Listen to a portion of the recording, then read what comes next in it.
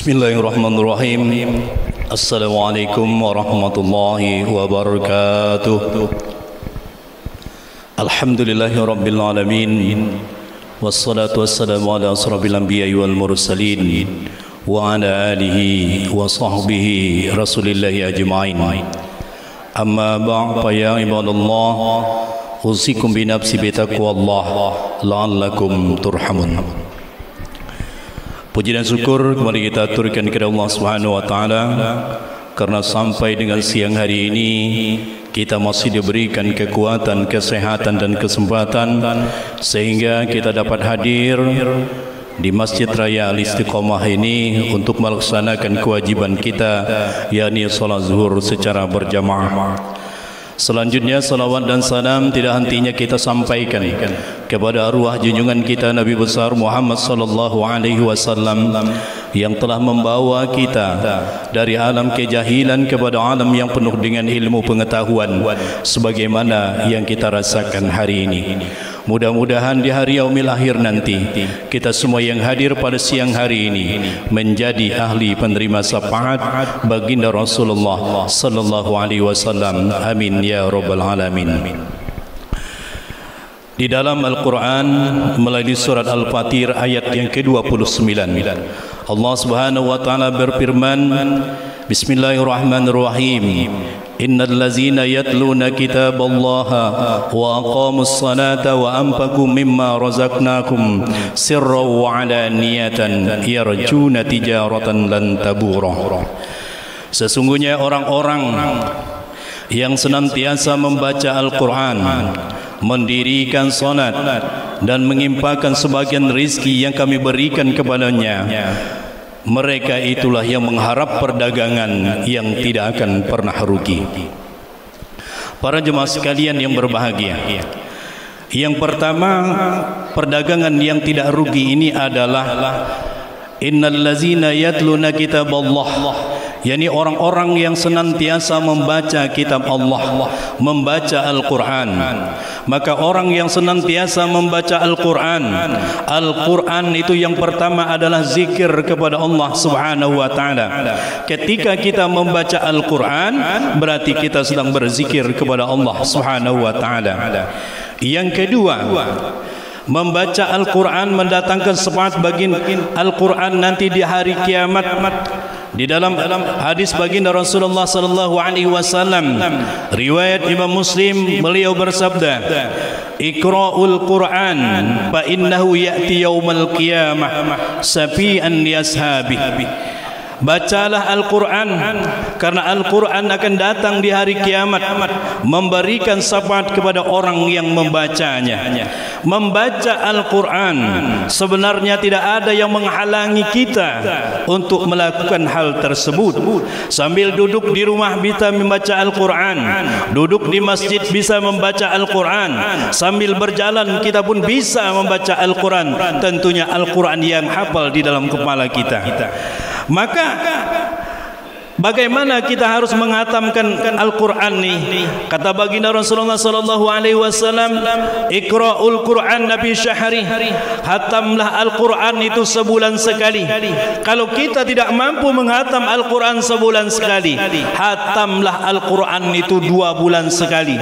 Tidak juga mampu 2 bulan sekali, 3 bulan sekali, tidak mampu 4 bulan sekali, tidak juga mampu 6 bulan sekali. Kita membaca Al-Quran, menghatamkan Al-Quran.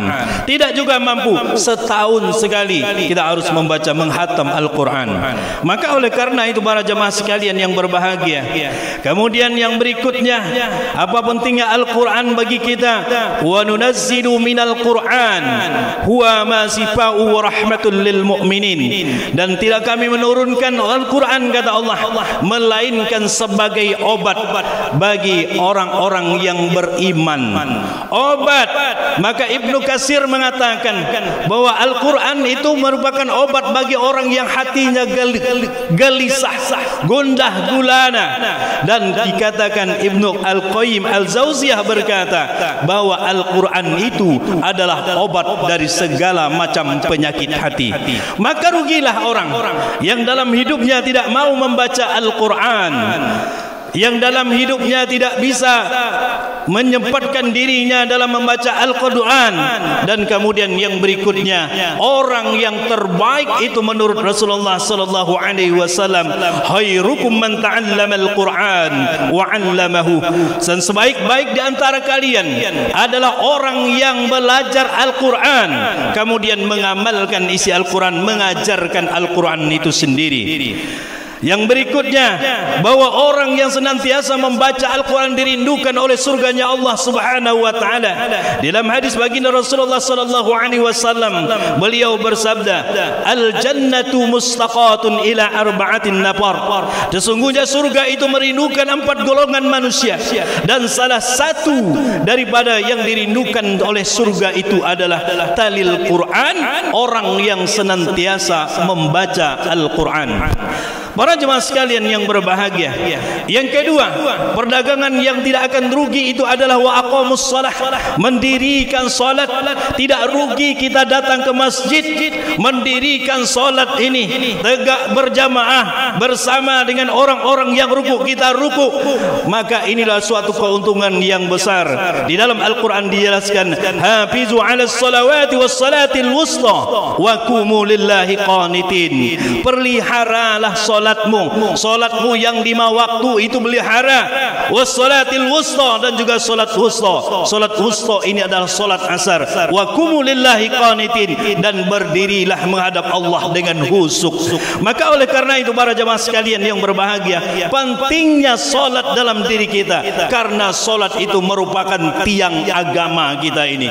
Kalau kita tidak salat berarti ada yang runtuh di dalam diri kita, yakni agama kita. Oleh karena itu, orang yang solatnya mantap, yang bagus solatnya, aqimis salah, dirikan solat. Inna salata tanha 'anil fahsya'i wal munkar. Dirikan solat, karena solat itu sesungguhnya mampu mencegah daripada perbuatan keji dan mungkar. Perbuatan keji, kalau orang yang solatnya bagus, tidak akan dilihat ada yang namanya pornografi, porno aksi dan lain sebagainya yang mengarah kepada nafsu syahwat. Dan orang yang solatnya bagus, maka solatnya mampu mencegah dirinya dari perbuatan yang mungkar. Dia akan berkata baik, dia tidak akan mengambil hak orang lain, tidak akan menyakiti hati orang lain. Maka penting dalam hidup kita ini, tegakkan solat kalau kita mau mendapatkan dan mendekatkan diri kita kepada Allah Subhanahu wa taala. Solat merupakan kewajiban bagi kita semua, tapi solat merupakan solusi daripada masalah-masalah yang kita hadapi hari ini. Jemaah salat zuhur rahimakumullah. Kemudian yang ketiga, perdagangan yang tidak akan rugi itu adalah mengimpakkan sebagian harta rizki yang diberikan oleh Allah Subhanahu wa taala, baik secara tersembunyi maupun terang-terangan. Ada harta kita, maka impakkan di jalan Allah. Kita gunakan untuk bagaimana dengan harta itu kita bisa mendapatkan keridhaan Allah Subhanahu wa taala. Maka oleh karena itu para jemaah sekalian, baginda Rasulullah sallallahu alaihi wasallam bersabda, yang artinya ada seorang laki-laki nanti berkata, hartaku, hartaku. Maka kata baginda Rasul, bukankan harta kita itu yang kita makan akan menjadi busuk, yang kita pakai akan menjadi lapuk, dan yang kita infakkan di jalan Allah, itulah harta yang sesungguhnya yang abadi bagi kita. Itu nanti yang kita bawa kembali kepada Allah.